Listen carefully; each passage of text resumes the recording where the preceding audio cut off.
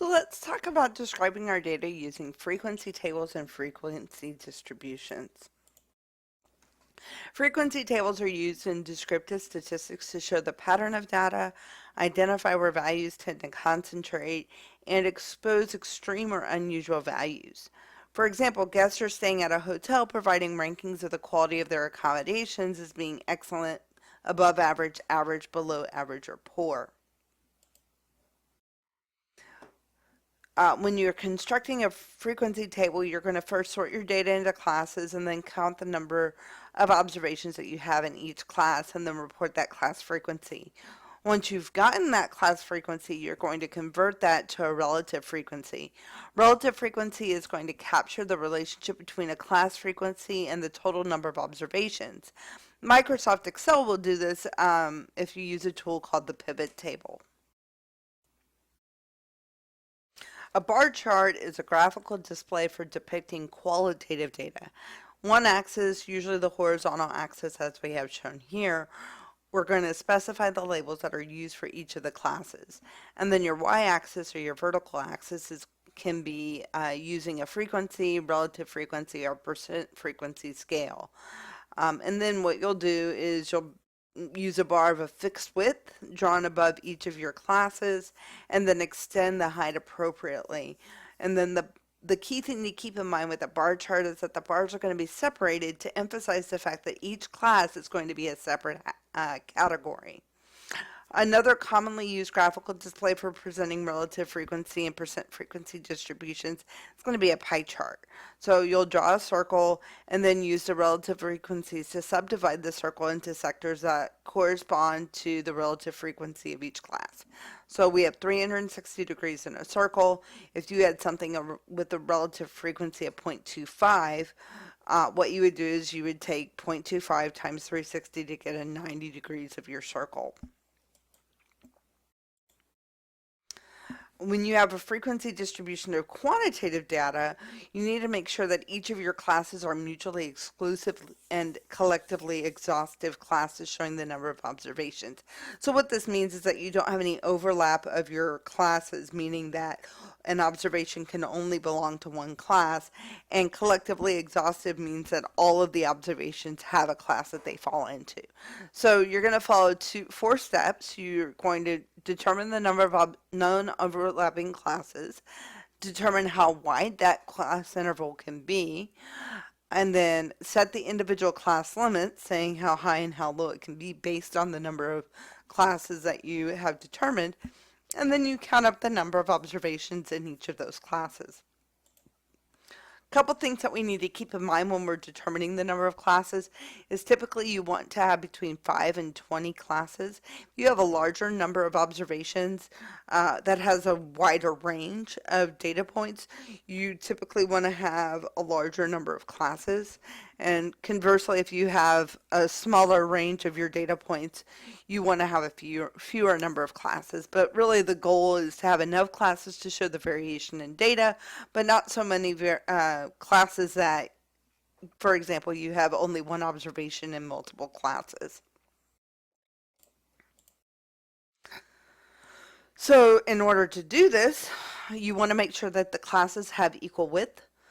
And so the way you would calculate your approximate class width is you look at your largest data point and subtract your smallest data point and then divide it by the number of classes that you've decided you need.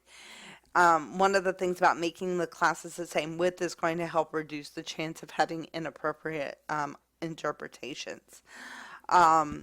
So when you're doing this, you don't want to have maybe a range of 15 in your first class and then a range of 50, because then it makes it a little bit more difficult to really make some accurate conclusions about the data that are being represented. A couple things that we need to keep in mind when we're looking at number of classes and class width.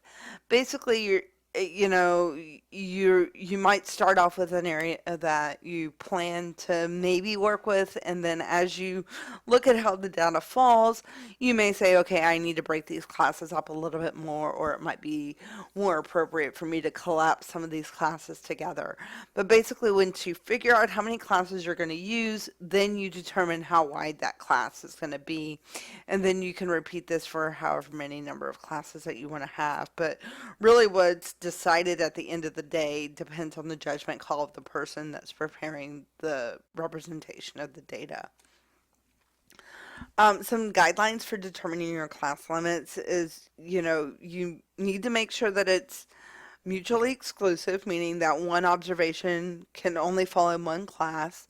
Your lower class limit's going to tell me the smallest possible data value that can be in the class. The upper class limit identifies the largest possible data value that can be in that class. But appropriate values for those class limits is really going to depend on the level of accuracy you want to have in your data.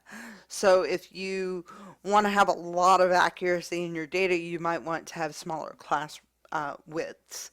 And the open-ended class will require that, either your top class has no upper limit or your lower class has no lower limit to kind of encompass maybe some outliers that you might talk about.